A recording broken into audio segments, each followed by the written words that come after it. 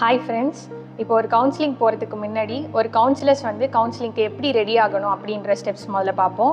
First 2 சேர் போட்டுக்கணும். Chit squarely, அதாவது ஒரு சேர் இப்படி இருக்கணும், இன்னொரு சேர் நமக்கு ஆப்போசிட்டில் இருக்கிற மாதிரி பார்த்துக்கணும். நடுவில் எந்த டேபிள், அதாவது பேரியரோ இல்லை எந்த ஹிண்ட்ரன்ஸோ இருக்காத மாதிரி பார்த்துக்கணும்.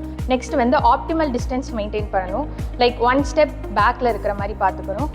முக்கியமாக கவுன்சிலர் வந்து நல்ல லிசன் பண்ணுற மாதிரி இருக்கணும். ஐ கான்டாக்ட் வந்து நல்லா மெயின்டைன் பண்ணணும். நெக்ஸ்ட் ஸ்டெப், கவுன்சிலர் ஃபஸ்ட்டு ரிலாக்ஸாக இருக்கணும். ரொம்ப பின்னாடி லீன் பண்ணி உட்காரக்கூடாது. கொஞ்சம் முன்னாடி இப்படி ஃப்ரண்ட்டில் வந்து நம்ம அவங்க பேசுகிறத லிசன் பண்ணுற மாதிரியான ஒரு ஆக்டிவ் எக்ஸ்ப்ரெஷன் கொடுக்குற மாதிரி இருக்கணும். ஸ்டெப் 1 ஆஃப் கவுன்சிலிங், அதாவது welcoming the client with a small talk. Welcoming the client அப்படி என்னன்னா, இப்போ நம்ம வீட்டுக்கு ஒரு கெஸ்ட் வராங்க அப்படின்னா நம்ம அவங்கள எப்படி இன்வைட் பண்ணுவோம்? வணக்கம் சொல்கிறதா இருக்கட்டும், இல்லை அவங்களுக்கு எது கன்வீனியண்ட்டாக இருக்குது ஹேண்ட் ஷேக் கொடுக்குறதா இருந்தால் ஒரு ஜென்டில் ஸ்மைலோட ஒரு ஜென்டில் ஹேண்ட் ஷேக் கொடுத்து அவங்கள வெல்கம் பண்ணி உட்கார சொல்லணும்.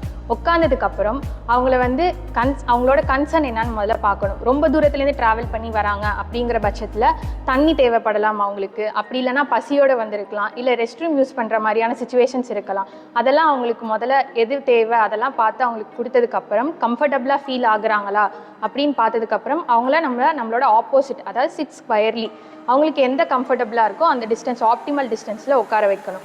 உட்கார வச்சதுக்கப்புறம் நம்ம அவங்களோட லிசன் பண்ண ஆரம்பிக்கணும். இந்த சென்ஸ், நம்ம அவங்க சொல்லும் போது இல்லை அவங்க ஏதாவது சொல்ல வராங்க அப்படிங்கும் போது நம்ம அவங்கள எக்ஸ்ப்ரெஷன், அதாவது அந்த மாதிரி நம்ம அவங்க கேட்குறத வந்து அவங்க சொல்கிறத நம்ம லிசன் பண்ணுறோம் அப்படின்ற ஒரு ரெஸ்பான்ஸ் கொடுத்துக்கிட்டே இருக்கணும்.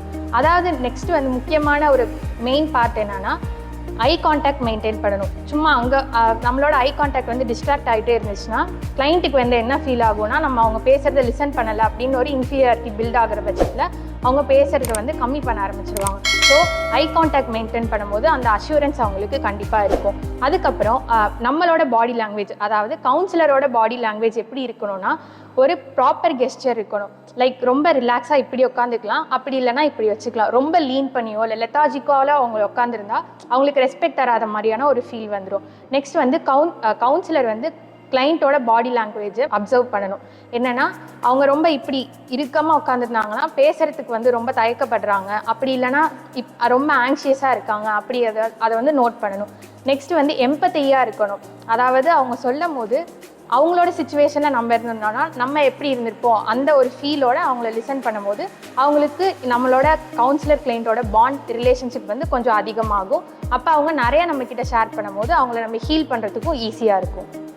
ஸ்மால் டாக் அப்படின்னா என்னென்னா, இப்போ வந்து ஒரு கிளைண்ட் வராங்க அப்படிங்கிற பட்சத்தில் எடுத்தோடனே உங்கள் பிரச்சனை என்ன, இல்லை நான் அவங்களுக்கு எப்படி ஹெல்ப் பண்ணணும் அப்படி கேட்குறத தவிர்த்துட்டு அவங்கள கம்ஃபர்டபுளாக ஆக்கிறதுக்கு உங்களுக்கு பிடிச்ச விஷயம் என்ன, உங்களை பற்றி கொஞ்சம் சொல்லுங்கள், இல்லை நீங்கள் உங்களோட ஹாபீஸ் என்னென்ன, ரீசெண்டாக என்ன மூவிஸ் பார்த்தீங்க, உங்களோட ஃபேவரபிள் திங்ஸ் என்ன அப்படின்னு அவங்க ஷேர் பண்ண ஸ்டார்ட் பண்ணும்போது அந்த கான்வர்சேஷன் நல்லா பில்ட் ஆகி ஒரு ஃப்ரெண்ட்லி அப்ரோச் வரும்போது அவங்க இன்னும் கொஞ்சம் கம்ஃபர்டபுளாக எல்லா விஷயமும் ஷேர் பண்ண ஆரம்பிப்பாங்க.